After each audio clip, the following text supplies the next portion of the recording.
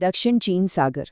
नक्शे पर देखें तो ये शायद सिर्फ पानी का एक बड़ा सा हिस्सा लगे, लेकिन असल में ये एक ग्लोबल चौराहा है, एक ऐसी जगह जहां दुनिया का व्यापार, बड़ी ताकतों की महत्वाकांक्षाएं और एक बहुत ही खतरनाक तनाव आपस में टकराते हैं।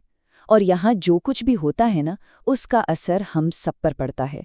30%, ये नंबर देखने में भले ही छोटा लगे, लेकिन जरा सोचिए, दुनिया का लगभग 1/3 समुद्री व्यापार मतलब 1/3 हर साल इसी एक रास्ते से गुजरता है।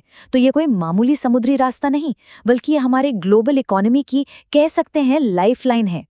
तो आखिर यहाँ दांव पर लगा क्या है? इस पूरे मामले को ठीक से समझने के लिए चलिए इसे 5 हिस्सों में देखते हैं। सबसे पहले समझेंगे कि ये दुनिया का शिपिंग सुपर हाईवे क्यों है, और फिर बात करेंगे उस असहज शांति की जो यहाँ बनी हुई है।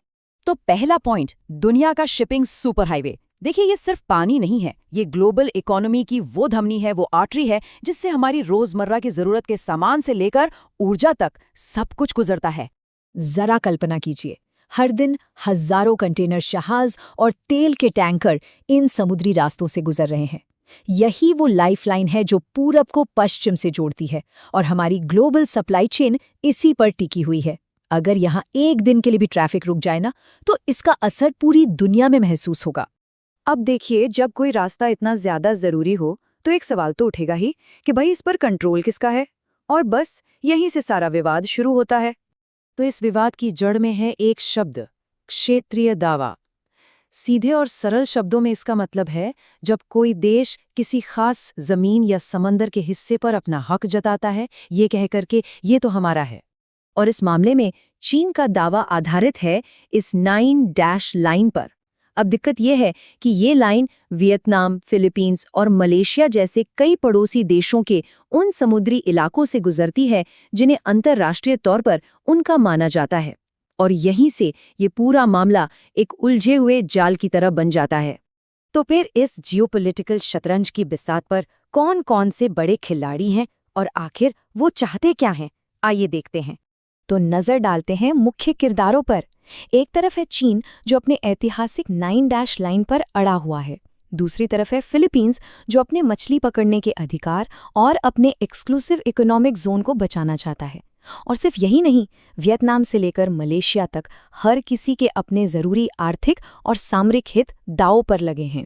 और हाँ, ये तनाव सिर्फ कागजों पर या मीटिंग्स में नहीं है, ये पानी पर साफ दिखाई देता है।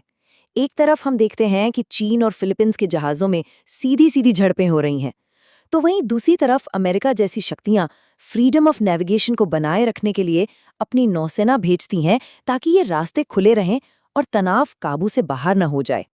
अब सवाल ये है कि वहां का एक लोकल विवाद हजारों मील दूर हम तक कैसे पहुंचता है? इसका जवाब छिपा है ग्लोबल इकोनॉमी में। इससे समझने का सबसे आसान तरीका ये है, अगर ये शिपिंग सुपर हाईवे किसी भी वजह से बंद होता है तो सामान भेजने का खर्चा मतलब शिपिंग कॉस्ट अचानक से आसमान छूने लगेगी। नॉर्मल कॉस्ट और ऐसी किसी रुकावट के बाद की कॉस्ट में जमीन आसमान का फर्क आ सकता है, और इसका सीधा मतलब है पूरी दुनिया में महंगाई की एक नई लहर। और बात सिर्फ शिपिंग कॉस्ट तक ही सीमित नहीं रहती, इसका असर एक के बाद एक लहरों की तरफ फैलता है।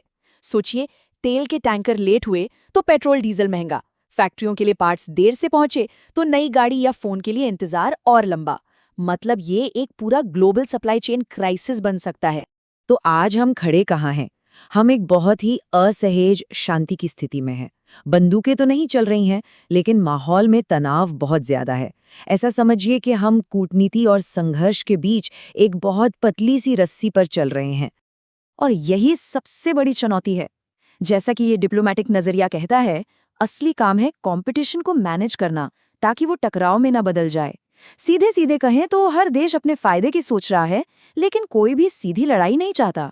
तो सवाल ये उठता है कि आगे क्या होगा? क्या डिप्लोमेसी इस मुश्किल हालात से कोई रास्ता निकाल पाएगी, या फिर ये बढ़ता कंपटीशन इस जरूरी ग्लोबल चौराहे को एक बड़े संघर्ष का मैदान बना देगा? जो भी हो, इसका जवाब ही आने वाले समय में दुनिया की स्थिरता